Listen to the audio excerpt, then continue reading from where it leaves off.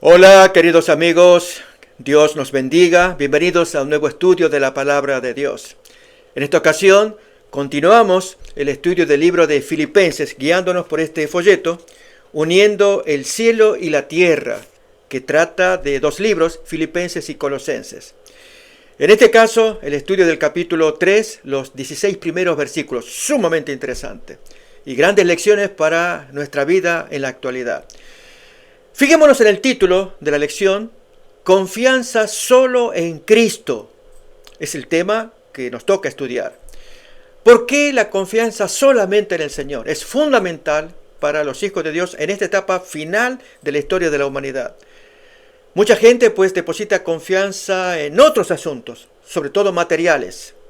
Y sin embargo, a través del apóstol Pablo se nos enseña, por la experiencia que él vivió, que aquello que él consideraba valioso, finalmente usa una expresión no muy agradable, pero él dice, todo eso lo tengo por basura, luego de haber conocido a Jesús y de haberse entregado a él.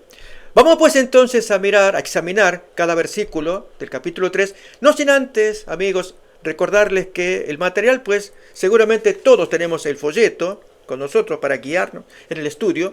No obstante, desde esta plataforma deseamos introducir muchas veces versículos, ideas, conceptos que puedan ser novedosos, con el propósito de proveer más material, recursos bíblicos diríamos, textos aquí, ideas por allá, donde todo esto puede ayudar a entender mejor lo que contiene la porción de estudio para esta semana.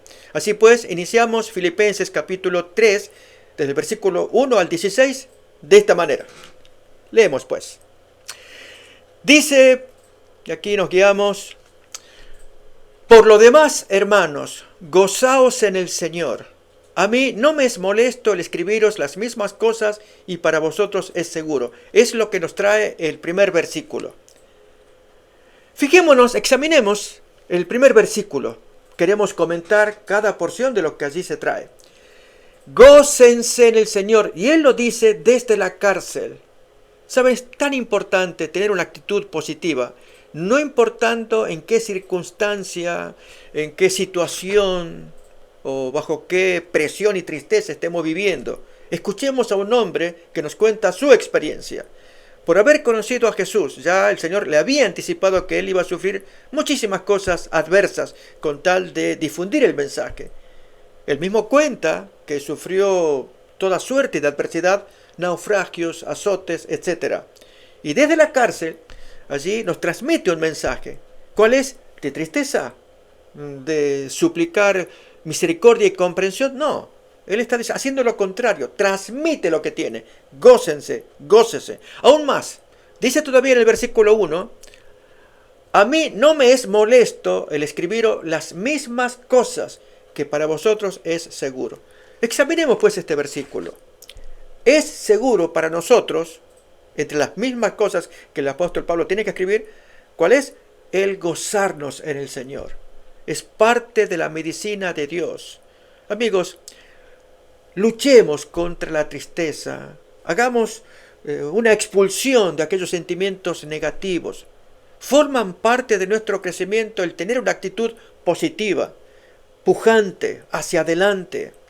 Aún incluso cuando vienen cosas que son negativas, muchas veces Dios las permite o diseña para nuestra propia edificación. Quiero contarles una ilustración. La escuché cuando yo era jovencito. Hasta el día de hoy me trabaja. Es una ilustración. Si fue cierto o no, no importa. El mensaje que se extrae, seguramente usted la conoce. ¿Recuerda aquel relato del caballo viejo y enfermo que cae en un hoyo? Y los empleados, peones, le dicen al dueño, mire, su caballo, ya viejo, enfermo, cayó en el hoyo que no tuvimos tiempo de cegar, de cerrar. ¿Qué hacemos? ¿Lo sacamos? No. Desháganse del caballo, ya no me sirve. Y a la vez tapen el hoyo. Arrojen toda la tierra, cascotes que hay alrededor, para que allí quede cegado el pozo y el animal ya no sirve, está viejo. Bien, los peones obedecen. Y saben, a la tierra que caía sobre el lomo del animal, cascotes especialmente, dolorosos. Imagínense esa escena, amigos. Yo invito a que tengamos en mente esta situación. El animal podría decir, así es como me tratan después de los años que les serví, el desprecio que me tienen, ya no sirvo. Y entonces le tiran tierra, cascotes, madera, lo que haya alrededor. Pero amigos, el instinto de supervivencia del animal hacía que él apisone y vaya subiendo, apisonando. El mismo cascote diseñado para hundirlo era el cascote que le servía como peldaño. Y así fue subiendo, subiendo, hasta que se imagina el resultado. Salió adelante. Amigos, así también las circunstancias de la vida. A veces pensamos, esto me está destruyendo, me aplasta, esta situación que he vivido, este tema de oposición, rechazo de cierta gente, la carencia del dinero, a oposición de diferente naturaleza, aún las enfermedades. ¿Por qué a mí? ¿Qué hice yo? ¿Acaso no actuamos de esa manera? Pablo tenía todo el derecho del mundo de decir semejante situación, si había servido al Señor tantos años, pero Jesús ya le había advertido. Quiero invitarles, amigos, a que leamos algunos textos. Uno de ellos se encuentra en Hechos de los Apóstoles, el capítulo 26. Quiero invitarles a que leamos el texto juntos. Fíjense, versículo 16. Hechos 26, 16. El Señor se le aparece a este asesino. Recuerden que Saulo de Tarso respiraba homicidio. Quería atrapar a todos los cristianos que se cruzaran en su camino. Pero el Señor Jesús, en su misericordia, se le apareció. Y le habla de esta manera, camino a Damasco, luego de haberlo volteado del caballo. Muchas veces, mis amigos, conocemos un mundo nuevo luego de morder polvo. Pablo, en su soberbia, tuvo que ser humillado, ser tirado del caballo, morder polvo, comer polvo, decimos muchas veces. Y allí se ve un mundo nuevo. ¿No será que eso también lo estamos necesitando? Miren a continuación, versículo 16, lo que dice el Señor a Pablo, la misión que tiene para él. Es una nueva misión. Dice allí, pero levántate y ponte sobre tus pies, porque para esto he aparecido a ti, para ponerte por ministro, por un predicador, y testigo de las cosas que has visto y de aquellas en que yo me apareceré a ti. Tú las vas a mirar, yo te las voy a permitir que las mires, pero miren ahora el siguiente versículo, librándote de tu pueblo judío y aún de los gentiles, que es otra raza, a los cuales ahora yo te envío con un mensaje. ¿Cuál es el mensaje que Pablo lleva? Para que abras sus ojos, para que se conviertan de las tinieblas a la luz, de la potestad de Satanás a Dios, para que reciban por la fe que es en mí, perdón de pecados y herencia entre los santos. Tú tienes que ser el instrumento. Y mis queridos amigos, el apóstol Pablo hizo esta misión de llevar adelante este servicio de parte del Señor, llevar mensajes, llevar luz. Y de las experiencias que él sufrió, ahora, en este primer versículo de Filipenses capítulo 3, 1, su mensaje es: gócense, gócense. Pero Pablo, ¿cómo voy a gozarme si tengo tantas calamidades, tantas adversidades? Y Pablo bien que nos podría decir, aunque él es un ejemplo limitado, ¿me vas a decir a mí? Yo que he sufrido, y sin embargo te lo digo, gózate en el Señor. Digo limitado, hermanos, porque Jesús es nuestro supremo ejemplo, y Él es el que inspira estas palabras. Gócense, gócense en el Señor. A mí no me molesta, sigue diciendo Filipenses 3.1, el escribir estas mismas cosas. Yo ya lo dije antes, pero para ustedes es seguro. Es seguro, queridos amigos, el gozarnos. Sea positivo, sea optimista. Mira al Señor, aún en las cosas adversas. Recuerdan lo del cascote del caballo. Parecía que lo hundía, y sin embargo el animal, usando su instinto, le servía de peldaño para salir adelante. Así es como saldremos de nuestros pozos personales, con perseverancia. Pero aún más, en el siguiente versículo el apóstol nos enseña acerca de gente adversa que tiene la mente limitada, y los filipenses tenían que hacerle frente. ¿Quiénes eran? Judíos que promovían la circuncisión, que era parte del antiguo ceremonial judío, pero que ya estaba siendo abolido. El Señor ahora estaba manifestando otra nueva circuncisión. Pero leamos el texto. Aparece entonces versículos 2 y 3 del capítulo 3.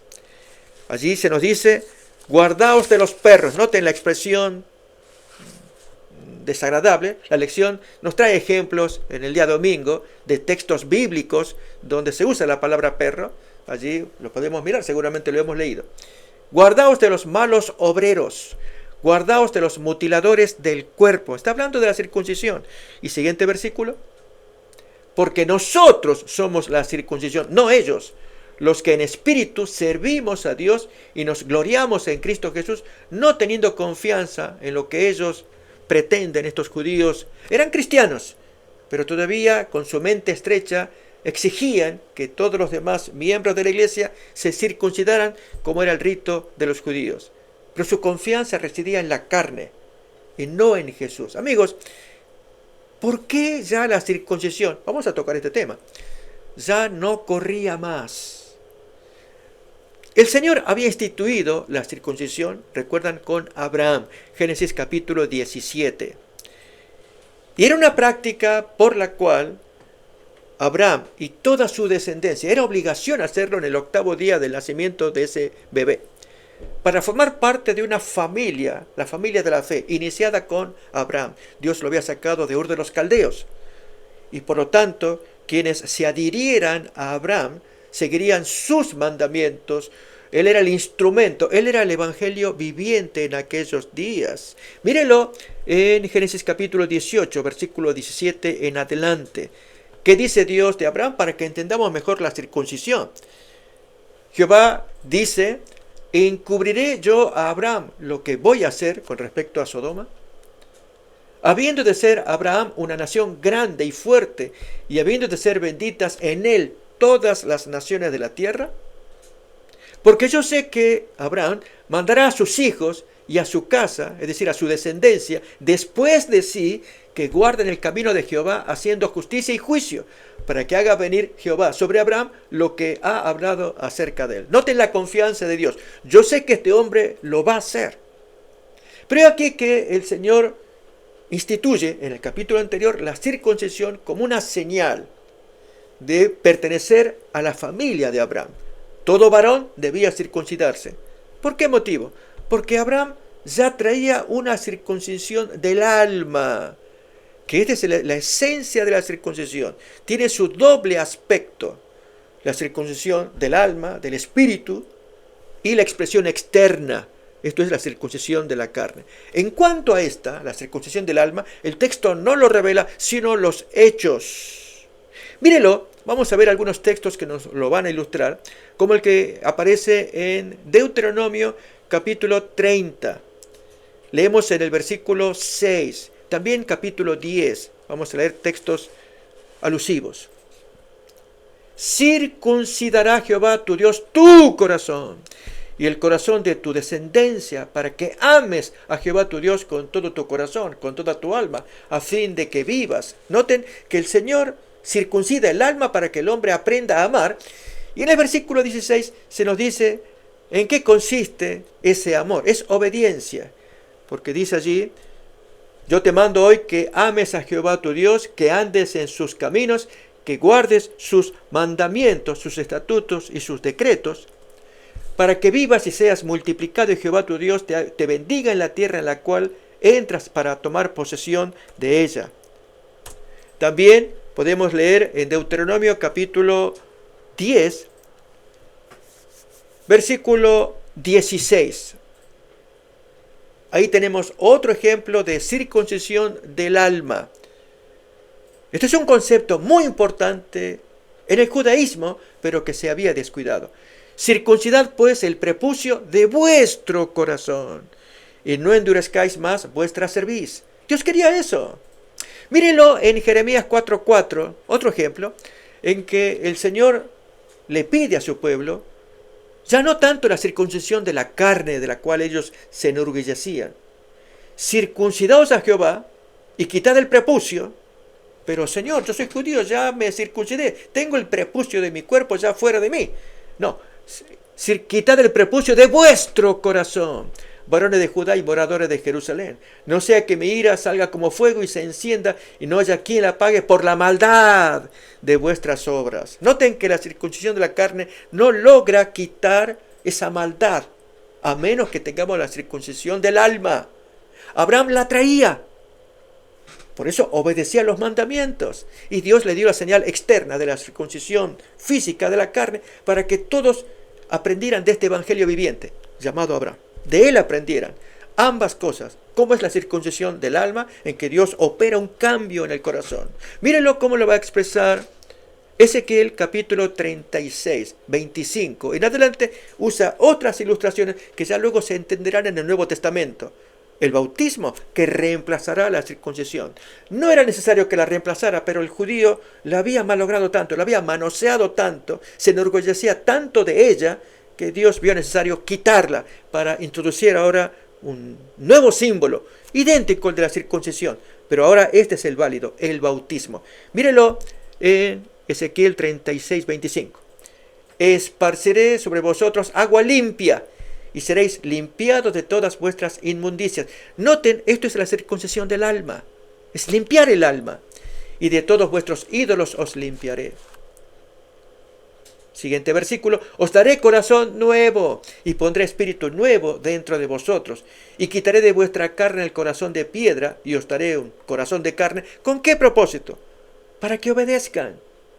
Siguiente versículo. Y pondré dentro de vosotros mi espíritu y haré que andéis en mis estatutos, que ustedes obedezcan.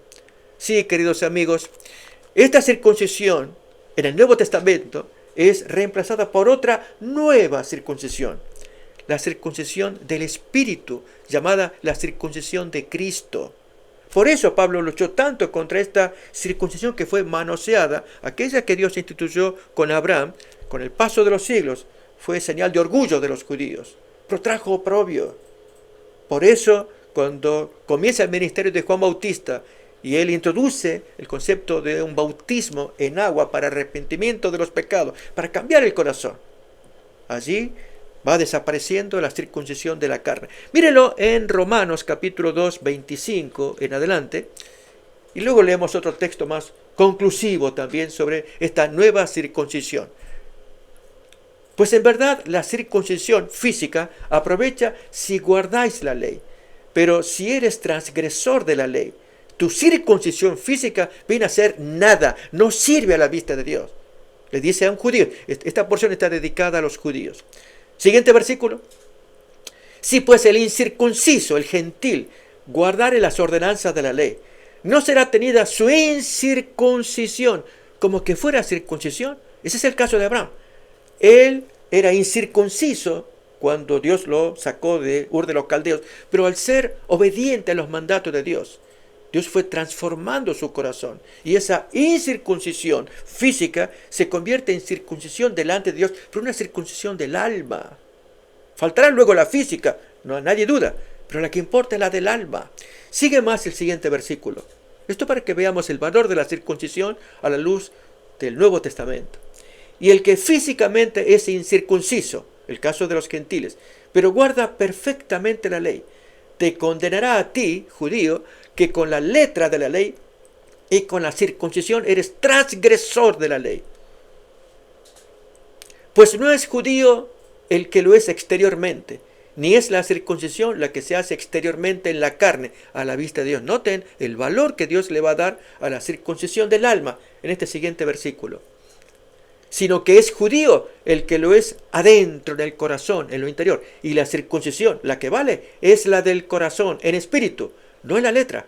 La alabanza del cual viene de Dios, no de los hombres. El Señor es el que organiza y felicita, es el que aplaude este servicio de la circuncisión del alma. Y concluimos esta porción con un texto más.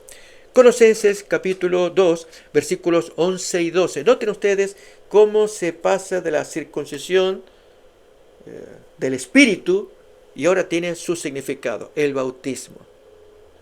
Por lo tanto, Pablo sabía lo que estaba diciendo acerca de estos mutiladores del cuerpo, judíos cristianos que estaban forzando a estos miembros de la iglesia en Filipos. Es lo que estamos leyendo en Filipenses capítulo 3. Pero leamos ahora Colosenses 2, 11 y 12. En él, en Cristo, también fuisteis circuncidados con circuncisión especial, no hecha a mano, no la carnal, al echar de vosotros el cuerpo cuerpo pecaminoso carnal en la circuncisión de Cristo. ¿Y cómo, apóstol Pablo, cómo se logra esto? Siguiente versículo. Sepultados con él en el bautismo, ahí es donde se sepulta el viejo cuerpo pecaminoso carnal, en el cual fuisteis también resucitados con él, mediante la fe en el poder de Dios que lo levantó de los muertos. Así también el Señor levanta de la tumba líquida, de ese sepulcro líquido, al creyente para que viva una vida resucitada, una vida nueva. Se capta mejor por qué Pablo estaba enseñando mutiladores del cuerpo. Sálganse. Otra vez repasemos. Estamos en Filipenses capítulo 3, versículo 3, para apreciar entonces lo que vamos a mirar.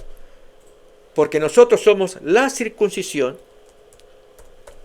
los que en espíritu servimos a Dios y nos gloriamos en Cristo Jesús, no teniendo confianza en la carne como esta gente pretende. Pero ahora Pablo introduce un concepto interesante. ¿Confianza en la carne? Ok, vamos a hablar de ese tema. Y Pablo, con su experiencia, su conocimiento, tiene mucho para decirnos, aquellos que confían en la carne. Por eso, amigos, esta lección invita a que nos despeguemos, nos abramos de aquellas cosas de la tierra que representan confianza, comenzando desde la cuenta bancaria, comenzando con nuestras pertenencias materiales, que si la casa, el auto, comenzando con cosas en las cuales nos creemos ganadores. Aquí en este país se usa la palabra loser. Tú eres un loser, un perdedor. Es una palabra ofensiva, porque cuando uno la pronuncia y el que la oye siente, está diciendo que no sirvo para nada. Amigos, el mundo puede tener ciertos estándares. Ese es uno.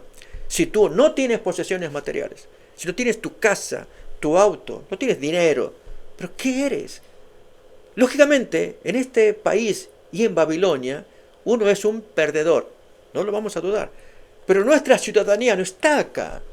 Por eso el Señor quiere que conozcamos de Él cuál es la esencia de las cosas, y lo hace a través del apóstol Pablo. Miren la experiencia que él cuenta, Filipenses capítulo 3, versículo 4 en adelante, la confianza en la carne con su propia vivencia, la que él tuvo viviendo como judío.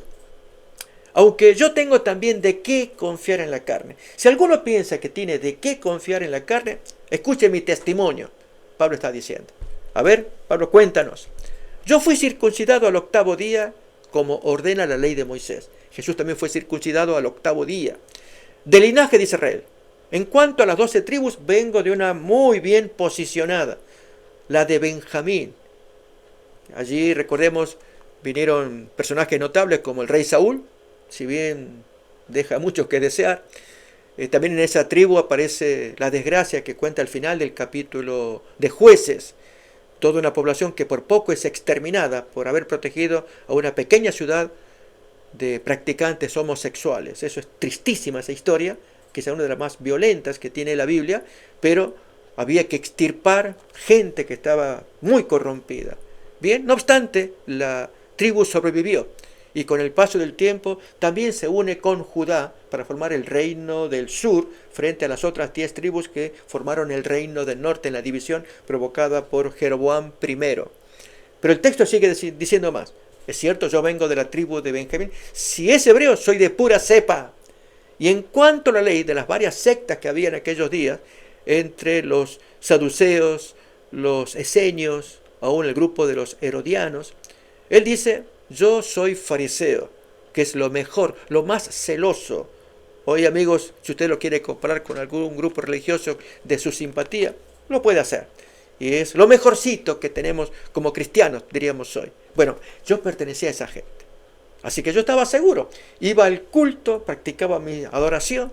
Allí estaba elevando mis alabanzas, mis preces al Señor. Seguro de que el Señor me escuchaba. Y así la confianza. Porque mirando lo que dice la ley, ok, sí, estoy cumpliendo con todo. Tal vez aquí me está faltando algo, pero voy a ver cómo lo soluciono. Saben, amigos, muchas veces nos autocomparamos con lo que dice el texto. Sin embargo, estamos vacíos de Dios. Dios quiere que tengamos amistad con Él. Saben, algo similar, déjenme que lo ilustre. Es cuando vamos a la tienda, al store. Yo suelo contar cuando era niño, me cruzaba enfrente de mi casa. Allí estaba el comercio, el almacén enorme de un ruso.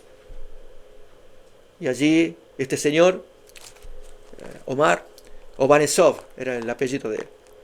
Él atendía y la gente pues pedía, a él le gustaba mucho el ajedrez, se distraía con los amigos, entre ellos aparecí yo también tiernito, y él no atendía el comercio, estaba allí en lo suyo.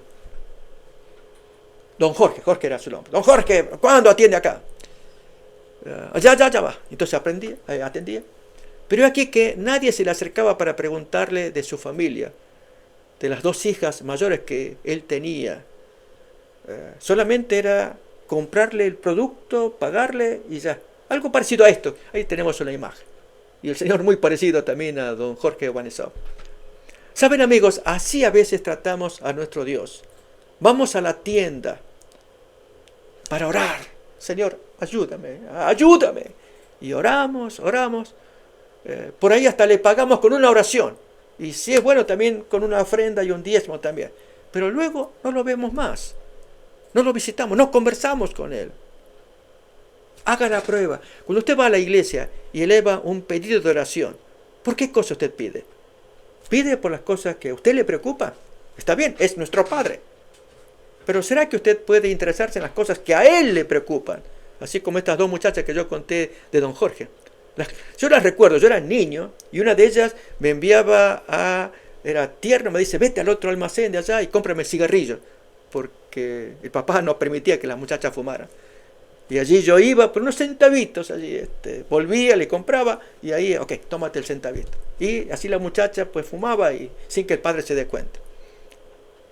¿Saben? Son cosas de niños que cuento, pero recuerdo que hay gente que va a la tienda, no le interesa tanto conversar con el dueño o intimar o hacer un acercamiento de amistad. Con Dios puede pasar lo mismo, amigos. Y tengamos cuidado. Si vamos al culto en momento de oración, ¿será que podremos decir, Señor, voy a orar por algo? Por los eventos finales que están ocurriendo. Quiero orar por tus hijos, para que mis hermanos en la fe despierten, porque tú quieres ya proceder a una reforma y revivamiento en medio del pueblo que cree en guardar los 10 mandamientos. Y yo te pido, Señor, que haya un avivamiento en mi iglesia, en mi familia, que son hijos tuyos también. Aquella gente que conoce el mensaje, a quien yo le di el volante. Cuando estamos en la iglesia, amigos, como esta escena, oramos por los demás compañeros. Sabemos que algunos están muy verdes o negativos y no tienen una comunión con el Señor. Y Dios quiere que oremos por ellos. Aún más, quiere que en la petición que le hacemos a Dios, Señor, derrama tu Espíritu Santo por esa gente. Hay una profecía en Ezequiel capítulo 9 y 4, donde se nos dice que el Señor protegerá de las calamidades finales a aquellos que hayan sido sellados en la frente. Pero noten la característica que leemos ahora. Esto se refiere a la antigua destrucción de Jerusalén por Nabucodonosor. Pero esta profecía se aplica al sellamiento de los 144,000 en Apocalipsis 7. Y le dijo Jehová, pasa por el medio de la ciudad, le dice al ángel que trae un tintero para marcar en la frente y proteger de la destrucción venidera por Nabucodonosor. Pasa por el medio de la ciudad, por el medio de Jerusalén, y ponles una señal en la frente a los hombres que gimen, que claman, a causa de todas las abominaciones que se hacen en medio de ella. Y noten, a continuación, sigue el diálogo. Dios se dirige a los otros 5 ángeles restantes destructores. Y a los otros dijo, y Ezequiel el profeta escuchaba, pasad por la ciudad detrás de él y matad. No perdone vuestro ojo ni tengáis misericordia. Esa es la orden de Dios. No tenga misericordia. Pero Señor, no. Sí hay misericordia, pero noten dónde va a aparecer. Matad a viejos, matad a jóvenes, matad a vírgenes, niños, mujeres, hasta que no quede ninguno. Pero a todo aquel sobre el cual hubiere señal, la del tintero, recordamos, la que se le puso en la frente, no os acercaréis. A esa gente no me la toquen. Y comenzaréis por mi iglesia, por mi santuario, por los líderes, desde arriba hasta el miembro más humilde. Todos. Hay una inspección. Comenzaron pues desde los varones ancianos que estaban delante del templo. Amigos, esta profecía de Ezequiel 8:9 es famosa. Se cumplió en los días de Nabucodonosor, 6 años más adelante, de acuerdo a la fecha que allí trae al comienzo del capítulo 8. Y en nuestros días estamos esperando algo similar. De eso trata el sellamiento de Apocalipsis capítulo 7. Por lo tanto, aquellos que gimen y claman, ¿recuerdan la expresión? Gimen y claman a causa de las abominaciones, de los pecados que se están haciendo.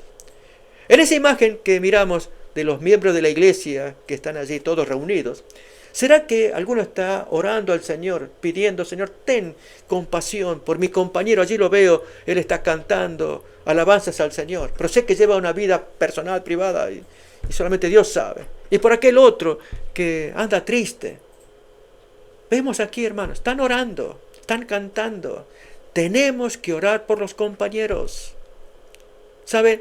Esto hace la diferencia para que el Señor nos mire y nos ponga un sello protector aquí en la frente. En el caso de Pablo, vuelvo otra vez a Filipenses capítulo 3, cuando él se enorgullecía: yo, de entre todas las sectas, soy fariseo. El fariseo, en lugar de orar, era lo contrario. Este hombre despreciaba. No lo cuenta así los textos como el de Lucas, la oración del fariseo y el publicano. Hasta Pablo podría decir, o Saulo de Tarso, que ese sea el mejor nombre para usar aquí, representado acá, cuando dos hombres suben al templo, como cuenta el Evangelio de Lucas. Y allí, en estos dos, pues, miramos, capítulo 18, cómo entran al templo. Y amigos, ¿cuál es la actitud que uno tiene hacia el otro? En lugar de el fariseo orar por el pecador que se puso allí casi en la entrada, no quiere, de la vergüenza, no quiere pasar adelante. Ese es el fariseo. Ese era Pablo, orgulloso porque guarda toda la ley. Y amigos, hoy en nuestros días está pasando algo similar. Tenemos que ser personas humildes, sencillas, pero amantes de Dios y amantes de nuestro prójimo. Vamos pues a mirar este texto de Lucas, capítulo 18, versículo 9 en adelante. Leamos pues juntos esta parábola que revela en forma práctica, animada, lo que era un fariseo, de lo cual Pablo se enorgullecía. Por eso dijimos, recuerden, Saulo, en ese tiempo Saulo, no Pablo, Saulo de Tarso. Él era uno de ellos, orgulloso, soberbio, al punto de hacer la justicia por mano propia, persiguiendo a cristianos. Leemos pues entonces Lucas 18:9 en adelante. A unos que confiaban en sí mismos como justos y menospreciaban a los otros. Note, ya empezamos mal. ¿Recuerdan la profecía de Ezequiel 9:4? Dios dijo a este ángel que traía ese tintero protector, busca a la gente que gimen y claman a causa de los pecados que se están cometiendo y ponles una marca protectora, ponles una señal. Pero noten, están gimiendo y clamando. En el caso del fariseo, ¿acaso gime y clama? Señor, perdona a este pecador. Noten, menosprecia. Y amigos, ¿cómo andamos por casa? Este es el tema de esta semana. Aplicar la lección a nosotros. Pablo cuenta su experiencia. Y aquí lo estamos ilustrando con la parábola del fariseo. Sigamos leyendo.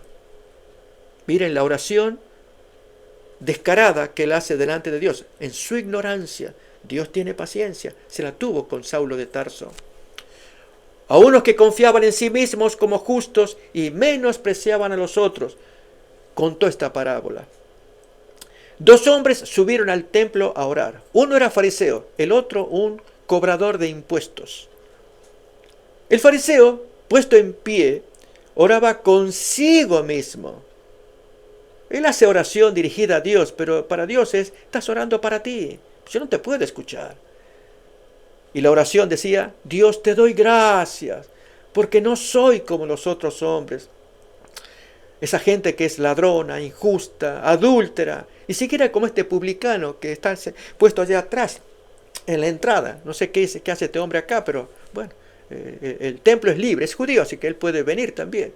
pero te doy gracias porque soy buena gente. Gracias porque me has dado luz. Gracias porque me has cuidado para obedecer los mandamientos. Y amigos, muchos de nosotros podemos sentirnos de la misma manera. Y lógicamente, ya Jesús contó entre sus varias parábolas. Él dijo la parábola, recuerdan, de la oveja perdida. Que ¿qué pastor no hay que deja las 99 y va en busca de la perdida? Y esta 99 no es que la abandona, las deja en lugar resguardado, pero va a buscar la que se perdió. Y así los justos quedan resguardados, pero va a buscar a la que perdió. Pero amigos, este justo del fariseo, ¿será que Dios lo reconoce como tal cuando desprecia, cuando no ora, cuando se compara y se ve mejor que los demás? Este es el grave error, amigos, que hoy cometemos, el compararnos unos con otros. Cuando miramos al hermano, al vecino, al prójimo, al hermano de la iglesia, y nos vemos superior a ellos, entonces así es, sacamos pecho, me siento bien, gracias a Dios, tú eres muy bueno conmigo. No, amigo, no. ¿Quién dijo que nos tenemos que comparar con el prójimo? Nuestra comparación tiene que ser solamente con Cristo. Al comparar nuestra vida con la del Señor, allí aprendemos que nosotros somos basura. Somos tan indignos. No alcanzamos el estándar que Dios pretende. De un hijo nacido de nuevo, Dios pide mucho. Un estándar que es alcanzable cuando estamos escondidos en Cristo Jesús, como le pasó a Pablo. Vamos a seguir leyendo más, pero en Filipenses, pero completemos esta lectura de Lucas 18, la parábola del fariseo y publicano. Te doy gracias que ni soy como este publicano que se acercó a orar. Y saca él ahora su pedigrí, su historia de buenas obras. Yo ayuno 2 veces a la semana. En los días del primer siglo era el día lunes y jueves. Doy diezmos de todo lo que gano. Tú has visto, Señor, te lo doy todo. Pero el publicano, estando lejos, no quería ni aún alzar los ojos al cielo, sino que se golpeaba el pecho con un profundo sentimiento de culpa y decía: Dios, sé benigno conmigo, pecador. Se reconocía pecador, la conciencia le remordía. Y Dios quiere eso, quiere que el hombre reconozca. Pero amigos, necesitamos que el Espíritu Santo abra nuestra mente para que podamos ver. Ya lo decía el Salmo 19, versículo 8, 9. Amigos, aprendamos que Dios quiere que oremos, que se abra nuestra mente para discernir los pecados ocultos, que muchas veces ni sospechamos, pero Dios ama que hagamos este tipo de oración. El creyente que ora pidiéndole a Dios: Señor, revélame dónde ando mal. Reconozco que hay cosas que no están correctas en mí. Miremos pues entonces este salmo que dice: los mandamientos de Jehová son rectos, que alegran el corazón. El precepto de Jehová es puro, que alumbra los ojos. El temor de Jehová es limpio, que permanece para siempre. Los juicios de Jehová son verdad, todos justos. Miren cómo se exaltan los mandamientos de Dios. Deseables son más que el oro, y mucho más que el oro afinado, y más dulces que la miel, y que la que destila del panal. Tu siervo es además amonestado con ellos, en guardarlos hay grande galardón. Pero noten ahora en el versículo 12, ¿quién podrá entender sus propios errores? Líbrame de aquellos que me son ocultos. Esta es una oración que deberemos practicar. Señor, ayúdame a entender mis propias falencias. Y en el caso del fariseo de la parábola, ¿cuánto más? El orgullo que tenía le impedía, mientras que el publicano, que sí era un pecador, era un ladrón, pero la conciencia que le remordía, su corazón que se avergonzaba y que eleva una oración a Dios: Señor, sé benigno, sé propicio conmigo, que soy un pecador. Noten la sentencia final del maestro, cuando él tiene que definir un caso y otro. Nuevamente, Lucas capítulo 18. Leemos pues la parte final de esta parábola. Os digo que el publicano, descendió a su casa justificado, hecho justo por Dios, perdonado antes que el otro, porque cualquiera que se enaltece, como lo hizo el fariseo, será aplastado, y cualquiera que se humilla, como lo hizo el publicano, el colector de impuestos, será enaltecido. Notamos un resumen de lo que es un fariseo. Y nuevamente volvemos a Filipenses el capítulo 3 para seguir examinando lo que el apóstol Pablo nos enseña. Versículo 6 todavía, Filipenses 3:6, leemos así. En cuanto a celo, fui perseguidor de la iglesia. Tenía mucho fuego. En cuanto a la justicia, que es siguiendo los preceptos de la ley, yo era irreprensible. Pero entonces ahora del versículo 7 viene una nueva porción. Pero cuantas cosas eran para mí ganancia, las he estimado como pérdida por amor de Cristo. Y ciertamente aún estimo todas las cosas como pérdida por la excelencia del conocimiento de Cristo Jesús, mi Señor, por amor del cual lo he perdido todo, renuncié a todo ello, aún más, lo tengo por basura para ganar a Cristo. ¿Y por qué motivo lo hace? Y ser hallado en Cristo, no teniendo mi propia justicia, que viene por obedecer los preceptos, lo que ordena la ley, sino esa justicia que viene por la fe de Cristo, la justicia que es de Dios, que viene por la fe. Amigos, el Señor quiere que apreciemos esta gran verdad, que el Señor nos va a conceder su aprobación, su bendición, si entendemos esta porción. Todas aquellas cosas que representaban ganancia, Pablo dice, no me sirven, aún más, son basura, porque descubrí algo. ¿Recuerdan aquella parábola de Mateo 13, de la perla del gran precio? Aquel hombre que encontró la gran perla, que tanto buscaba, deja todo, abandona todo, con tal de tener esta posesión preciosa. Mírenlo, Mateo capítulo 13, versículo 44-45. Vamos a apreciar, y Dios quiere que así sea nuestro descubrimiento de Cristo, que para Pablo fue un mundo, lo tiene que ser para nosotros. Dice allí, el reino de los cielos es semejante a un tesoro escondido en un campo, el cual un hombre halla y lo esconde de nuevo, y gozoso por ello, va y vende todo lo que tiene, compra aquel campo porque es sumamente valioso, nadie ha percibido esa belleza, él sí, y se deshace de sus posesiones con tal de retener ese campo porque hay un tesoro adentro.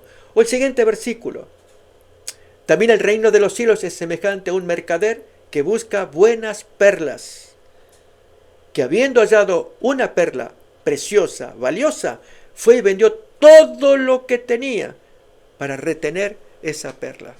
Así, amigos, cuando descubrimos la belleza del carácter de Cristo, que por medio del Señor recibimos perdón de nuestros pecados que nos humillan, que nos aplastan, que nos avergüenzan, cuando empezamos a sentir la indignidad, ¿saben?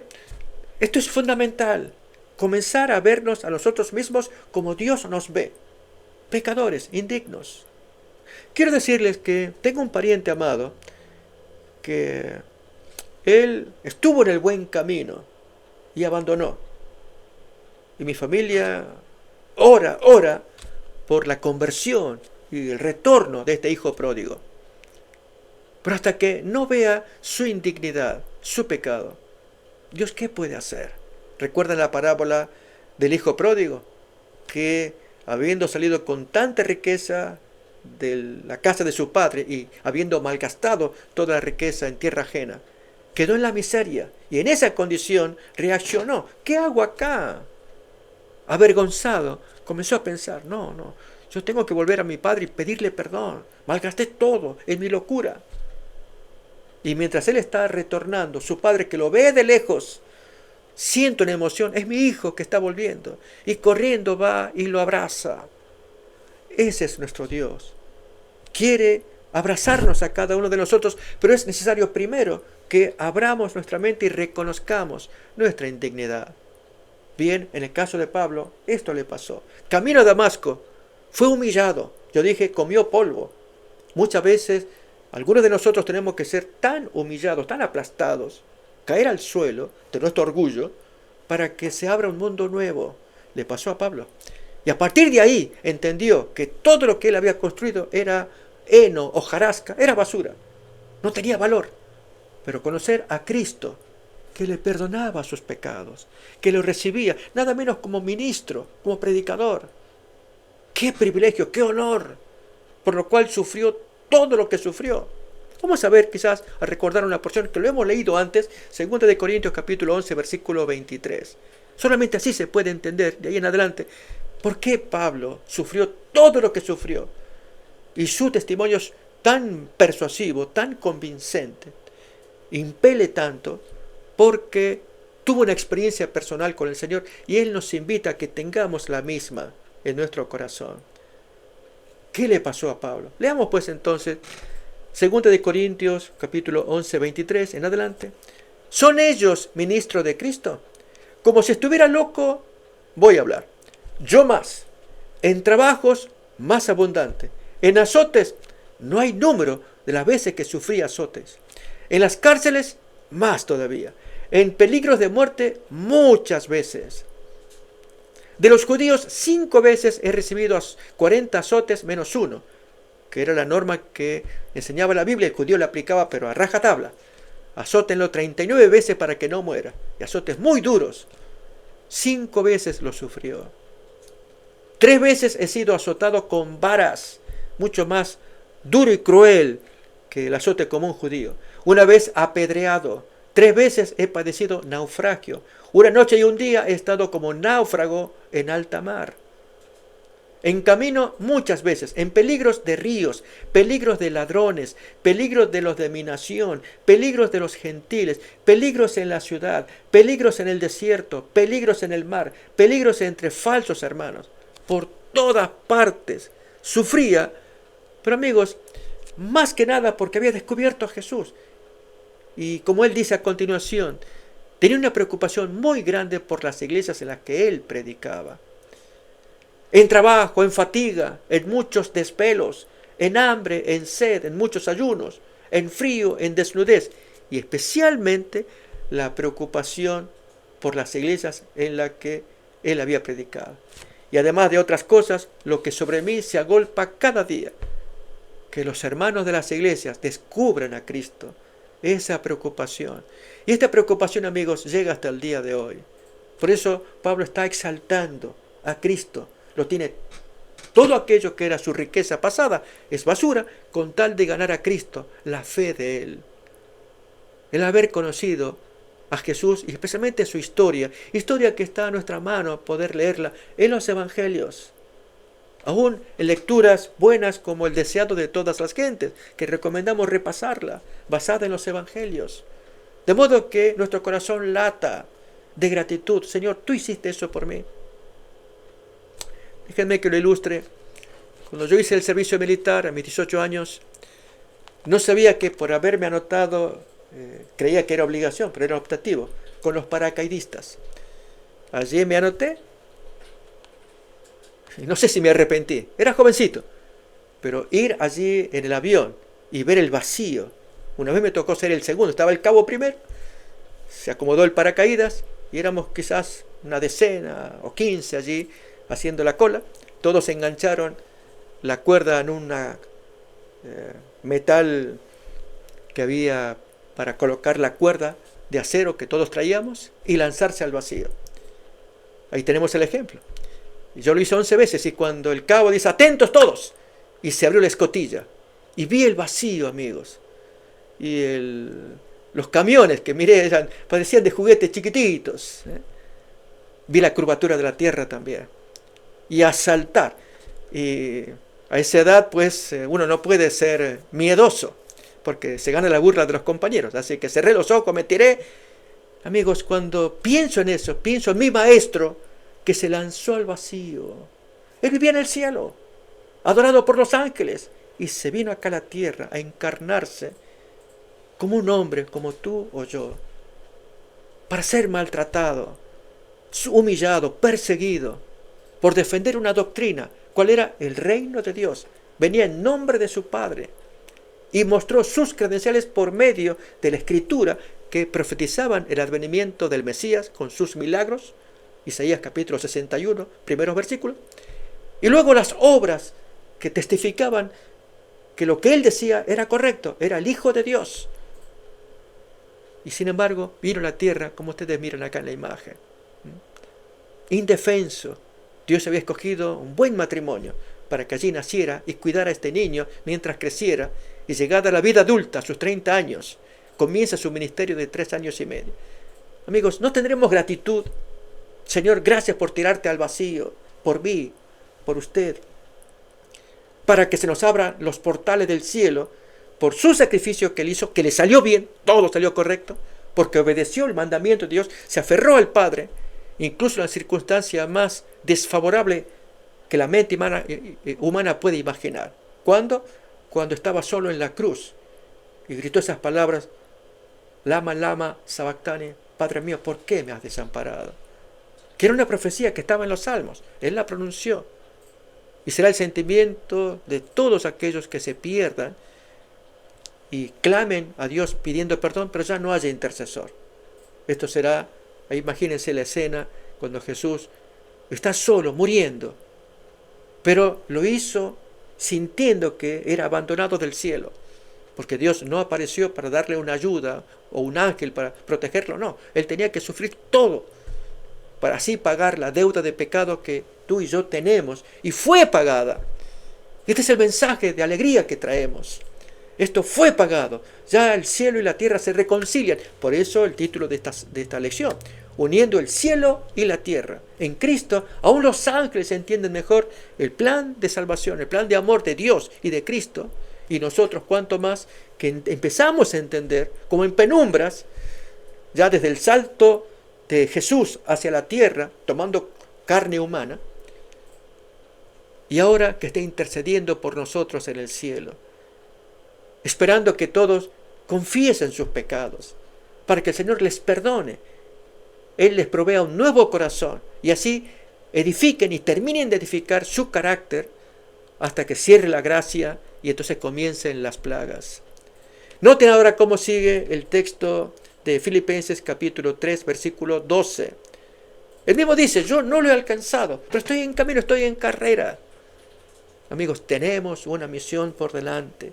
Filipenses 3:12 en adelante nos va a contar de esta manera: no que yo lo haya alcanzado, ni que ya sea perfecto, sino que prosigo por ver si logro agarrar aquello para lo cual fui también agarrado por Cristo Jesús.